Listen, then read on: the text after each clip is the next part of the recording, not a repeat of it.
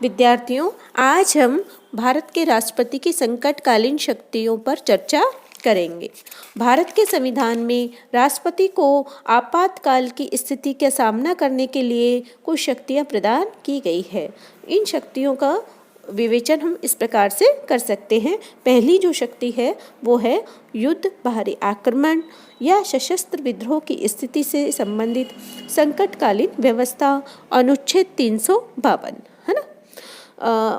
जैसे कि यह है, इस शक्ति के अंतर्गत यह व्यवस्था है कि यदि राष्ट्रपति को यह अनुभव हो कि युद्ध, बाहरी आक्रमण या आंतरिक अशांति के कारण भारत या उसके किसी भाग में शांति या व्यवस्था नष्ट होने का भय है, तो यथार्थ रूप में इस प्रकार की परिस्थिति उत्पन्न होने की आशंका होने पर राष्ट्रपति संकटकालीन व्यवस्था की घोषणा कर सकता था। संसद की स्वीकृति के बिना यह 2 माह तक लागू रहती और संसद की स्वीकृति के पश्चात जो है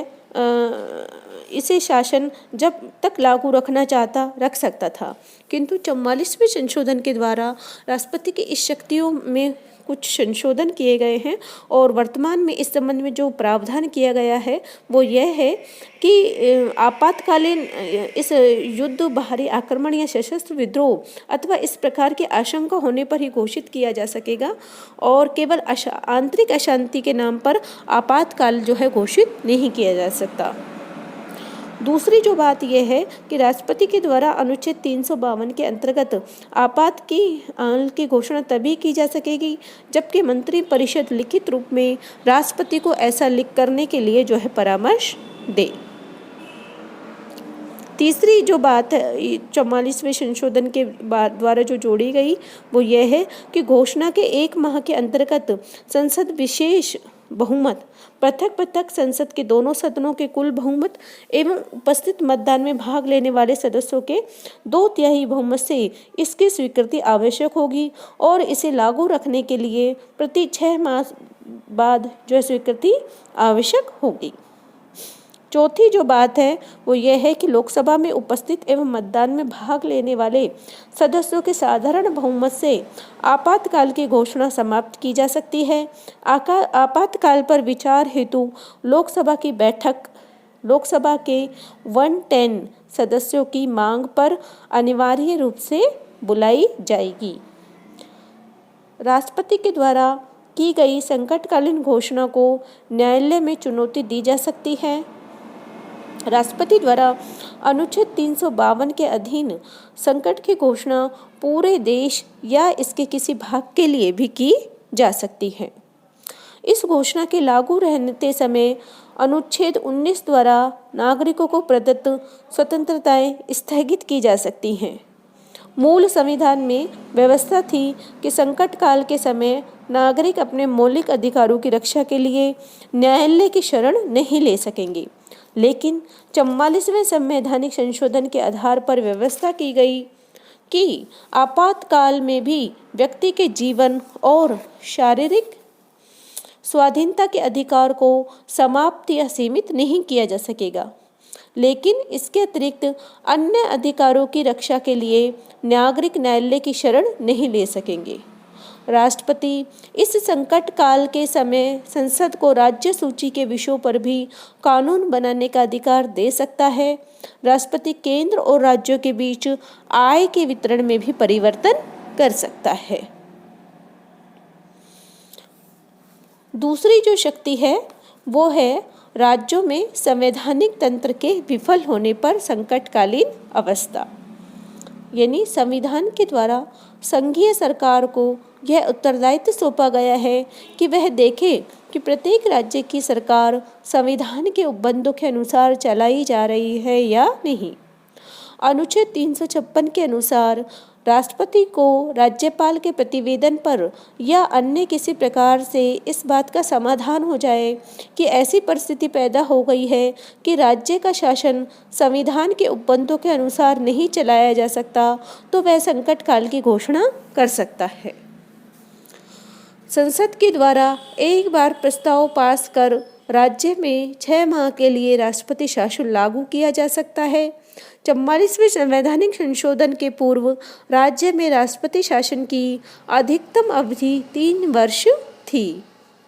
लेकिन अब इस व्यवस्था में परिवर्तन किया गया है कि राज्य में राष्ट्रपति शासन के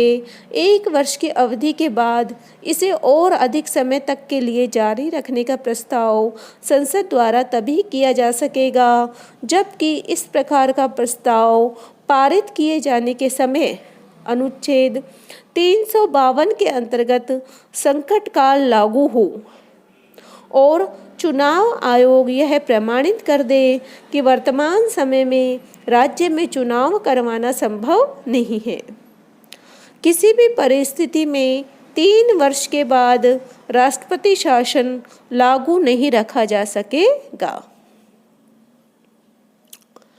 इस परिस्थिति में राष्ट्रपति यह घोषित कर सकता है कि राज्य के कानून निर्माण की शक्ति का प्रयोग केंद्रीय संसद करेगी।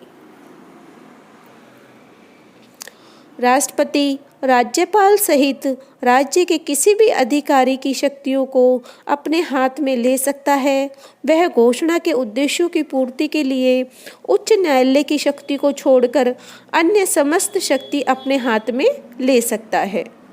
जब लोकसभा की बैठकें नहीं हो रही हों, उस समय राष्ट्रपति राज्य की संचित निधि में से व्यय का आदेश दे सकता है और उसके द्वारा अध्यादेश भी जारी किया जा सकता है। संकट की अवधि में राष्ट्रपति संविधान के अनुच्छेद 19 के द्वारा प्रदत्त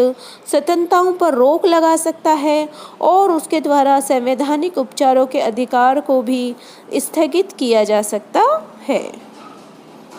तो इस प्रकार जो है यह व्यवस्था जो है अनुच्छेद 352 के अंतर्गत, अनुच्छेद 356 के अंतर्गत संवैधानिक तंत्र के विफल होने पर जो है राष्ट्रपति कर सकता है।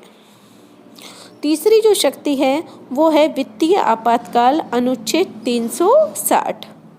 है ना। इस व्यवस्था के शक्ति के अनुसार राष्ट्रपति को यह विश्वास हो जाए कि ऐसी परिस्थिति उत्पन्न हो गई है जिनसे भारत के वित्तीय स्थायित्व को खतरा है, तो वह वित्तीय संकट की घोषणा कर सकता है। ऐसी घोषणा के लिए भी वही अवधि निर्धारित है जो प्रथम प्रकार के संकट की घोषणा के लिए है, यानी युद्ध, बाहरी आक्रमण के लिए संबंध में जो घोषणा के लिए है। इस अवधि में राष्ट्रपति को यह अधिकार होगा कि वह आर्थिक दृष्टिकोण से किसी भी राज्य सरकार को आदेश दे सकता है। संघ राज्य के अधिकारियों के वेतन में, जिसमें उच्चतम न्यायालय तथा उच्च न्यायालय के न्यायाधीश भी शामिल होंगे, आवश्यक कमी की जा सकती है। राष्ट्रपति राज्य सरकारें को इस बात के लिए बाध्य कर सकता है कि राज्य की समस्त वित्त विधेयक उसकी स्वीकृति के लिए प्रस्तुत किए जाए। संघ की कार्यकारिणी राज्य की कार्यकारिणी को शासन संबंधी आवश्यक आदेश दे सकती है और राष्ट्रपति केंद्र तथा राज्यों के बीच धन संबंधी बंटवारे में आवश्यक संशोधन कर सकता है। अभी तक देश में वित्तीय आपातकाल की स्थिति नहीं आई है, यानी अभी तक राष्ट्रपति ने ऐसी कोई शक्ति का प्रयोग इसमें नहीं किया है। तो इस प्रकार हमने राष्ट्रपति की जो आपातकालीन शक्तियों पर चर्चा करी। अब हम देखते हैं कि इन शक्तियों को जब मूल्यांकन करते हैं तो इसके संदर्भ में कई आलोचना भी हुई कि भाई राष्ट्रपति को ये शक्तियाँ दी गई हैं कि वह इतनी लंबी अवधि तक इसको आपातकाल को घोषित कर देगा, तो वह अधिनायक भी बन सकता है। आलोचकों के अनुसार संकट की स्थिति का एकमात्र निर्णायक राष्ट्रपति ही है और राष्ट्रपति द्वारा संसद से पूछे बिना भी संकटकालीन की घोषणा 1 माह के लिए लागू की जा सकती है। इस 1 माह की अवधि में वह मंत्रिमंडल को पदच्युत तथा लोकसभा को भंग कर लगभग 5 या 7 माह तक तो मनमाना आचरण कर सकता है। इसके अतिरिक्त यह भी कहा जाता है कि राष्ट्रपति की इस शक्तियों के द्वारा संघात्मक व्यवस्था की जो है अंत हो जाएगा, कैसे हो जाएगा कि संवैधानिक तंत्र की विफलता के समय राज्य सरकार लगभग समाप्ति हो जाती है और युद्धकालीन जो अथवा वित्तीय संकट में राज्य सरकारों पर केंद्रीय सरकार का नियंत्रण अत्यधिक बढ़ जाता है, जिससे राज्य सरकारों का रूप एक ऐसे एजेंट के समान हो जाते हैं जिसका कार्य संघीय सरकार के आदेशों का पालना करना भर हो। और इस जो शक्ति के द्वारा राष्ट्रपति जो है विरोधी दलों की सरकारों को गिराने के लिए भी कर सकता है ना। जैसे अनुच्छेद 356 के अंतर्गत संवैधानिक तंत्र की विफलता की स्थिति में संकटकालीन घोषणा की जो व्यवस्था की गई है उसके संबंध में प्रारंभ से यह प्रकट किया गया है कि केंद्र का शासक दल राष्ट्रपति के माध्यम से राज्यों में विरोधी दलों की सरकारों का दमन कर सकता है। और इस प्रकार की शक्ति का जिस तरह से प्रयोग किया गया उससे भी इस प्रकार की जो है भय की पुष्टि होती है ना। और वित्तीय आपातकाल में जो है वित्तीय राज्यों की जो है वित्तीय स्वायत्तता समाप्त हो जाएगी और मूल अधिकार जो है वो अर्थहीन हो जाते हैं, है ना। कि अन्य देशों में अमेरिका, इंग्लैंड, स्विट्जरलैंड, ऑस्ट्रेलिया, इन देशों में संविधान के द्वारा जो है कार्यपालिका को नागरिक एवं अधिकार एवं स्वतंत्रताओं को प्रतिबंधित करने की इतनी व्यापक शक्तियां प्रदान नहीं की गई है जितनी कि भारत के संविधान द्वारा। अनेक सदस्यों द्वारा ने संकट काल के अंतर्गत मूल अधिकारों को समाप्त करने की व्यवस्था को प्रजातंत्र के लिए घातक बताया है, किंतु समग्र विश्लेषण पे हम कह सकते हैं कि इस बात से इनकार नहीं किया जा सकता कि संकटकालीन उपबंधों की जो व्यवस्थाएं हैं वो उसमें कुछ अंश सत्यता का है, लेकिन ये आलोचनाएं अतिशयोक्ति भी है, क्योंकि संकट काल का उपबंध जो है वो हमेशा के लिए नहीं है, केवल कुछ खास विशिष्ट परिस्थितियों के लिए ही है। और यह बात जो निर्विवाद है कि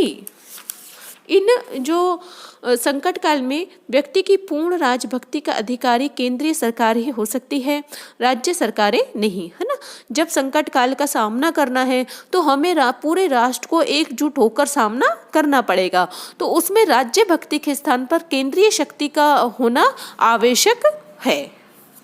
राष्ट्रपति जो है कोई अधिकारी या कोई भी अधिकारी लोकतांत्रिक व्यवस्था में तानाशाह नहीं बन सकता, क्योंकि संसदीय शासन व्यवस्था में कोई भी राष्ट्रपति अधिनायक बनने की बात सोचेगा नहीं और न ही ऐसी कल्पना करेगा। न ही कोई प्रधानमंत्री या कैबिनेट इन उपबंधों के आधार पर अधिनायक बनने में सफल हो सकती है। तो इसलिए राष्ट्रपति तानाशाह नहीं बन सकता है। अगली बात जो मौलिक अधिकारों की स्थगन की आती है, तो उस संदर्भ में भी ये कहा जा सकता है कि संविधान निर्माताओं के सामने व्यक्ति की स्वतंत्रता एवं राज्य की सुरक्षा तथा राज्य के अंतर्गत व्यवस्था के बीच उचित समन्वय स्थापित करने की समस्या थी, और व्यक्ति की दृष्टि से संकट काल में मूल अधिकारों का जो स्थगन चाहे कितना ही अनुचित क्यों न हो, राज्य की सुरक्षा और व्यवस्था की दृष्टि से संकट काल में मूल अधिकारों का स्थगन कुछ सीमा तक आवश्यक है। और वित्तीय जो संकट की स्थिति जो है में भी जो यह प्रश्न है कि जहाँ तक युद्ध के कारण उत्पन्न आपात और अन्य परिस्थितियों के कारण आपात में भेद न करने का प्रश्न है, इस संबंध में ये कहा जा सकता है कि सशस्त्र विद्रोह या वित्तीय संकट की स्थिति भी उतनी भयानक हो सकती है जितनी कि युद्ध के कारण उपस्थित स्थिति, है ना। तो संविधान में ये दिए गए संकटकालीन उपबंधों का अरुचिकर प्रतीत होना स्वाभाविक है, किंतु साथ ही यह भी स्वीकार करना होगा कि संकट काल के उपबंध में की गई यह व्यवस्था नवजात राष्ट्र की स्वतंत्रता, एकता और प्रजातंत्र की रक्षा के लिए नितांत आवश्यक है। धन्यवाद।